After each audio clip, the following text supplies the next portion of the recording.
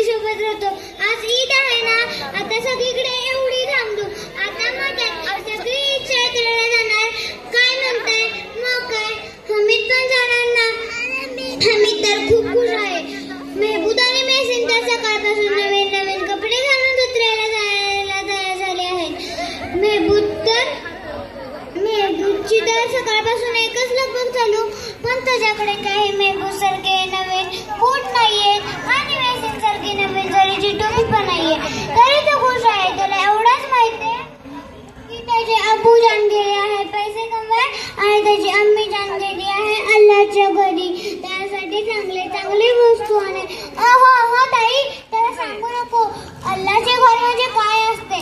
तो खुश आहे ना, त्याला खुशच राहू दे। बिचारी आम्ही आजी, तुझ्याकडे तर खायला पण काही नव्हते, कशी साजरी करायची?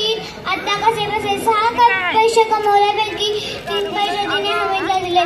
डोळे भरून आलेले आम्ही आजीला। हमीद काय म्हणतोय? मम्मी, अब मत चिंता करो, मैं सबके साथ रहूंगा और जल्दी वापस आऊंगा। गाव रस्ता संपला, ती बघा जत्रा। अरे बापरे, किती गर्दी! ती बघा खेळण्याची दुकाने, किती प्रकारची खेळणी, राजा, शिपाई, वकील, साधू। हमीद काय करणार? हमीदने देशाला हात लावला आणि बाहेर गेला। मेहसिनने घातला बंदूकवाला शिपाई आणि मेहबूदने घेतला बादशाह सलामत। वा, काय त्याची शान!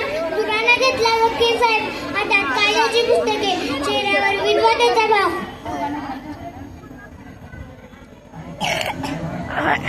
अरे मेहबूद हमीदला बंदूकवाला शिपाई घेऊन हमीदला चिडवत आहे। ठा हमीद काय म्हणतोय? नाही चाहिए मुझे खिलौने, टूट जाएंगे। तुम्हाला समजलंच असेल की हमीद खोटे बोलतोय। ती बघा मिठाईंची दुकाने, किती प्रकारची मिठाई, रसगुल्ला, जिलेबी, रसमलाई। हमीदच्या तर तोंडाला पाणी सुटले। सर्वांनी हमीदला चिडवून मिठाई फस्त केली। हमीद हिरमुसलेला होता।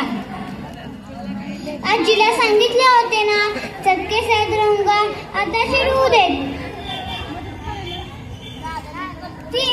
तिकडे काय वेडेवाकडे असे दाखवणारे चेहरे। ती बघा नूरा, कसली जाडी झाली आणि तो मेहसिन खांबासारखा पत्ता झाला। हमीदला तर हे पण काय पाहिजे होते की 3 पैशात किती काय येऊ शकेल। पण हमीद कुठे आहे? काहीतरी घेतोय। काय बरे विकत घेतोय? काय झालं? काय बरे विकत घेतोय? चिमटा? मेहबूद आणि मेहसिन त्याला हसतील तर काय हसू लागले। हमीद त्यांच्या हसण्याकडे लक्ष दिले नाही। हमीद हा विचार करू लागला, अब रोटियां बनाते हुए अम्मी की उंगलियां नहीं जलेगी, घर में एक काम की चीज होगी।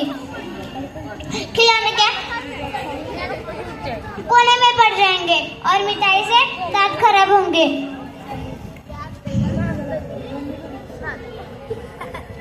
तुम्ही काय विचार करताय? इतना सा बच्चा और इतनी बड़ी सोच। सर्वजण घरी परतले नाही की जत्रेतली गंमत जम्मत सांगू लागले। आपापली खेळणी दाखवू लागले। हमीदने पण दाखवले। आमीना आजीने तर कपाळाला हात मारून घेतला आणि म्हणाली, या परवरदिगार का लड़का है, सवेरे से कुछ खाया ना पिया और रोया तो का चिमटा, और कुछ मिलेगा तुझे? हमीद म्हणतोय, अब रोटियां बनाते हुए तुम्हारी उंगलियां नहीं जलेगी। अमीना आजी रडू लागली आणि म्हणाली, पूरे ईदगाह में मेरा बच्चा सिर्फ मेरे बारे में ही सोचता रहा।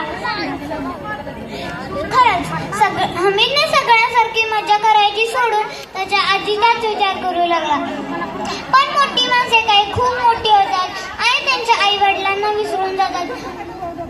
म्हणूनच संत कवी म्हणतात, बड़ा हुआ तो क्या हुआ? अरे बड़ा हुआ तो क्या हुआ? पेड़ हो खजूर, रहने को न छाया मिले, फल लागे अति दूर।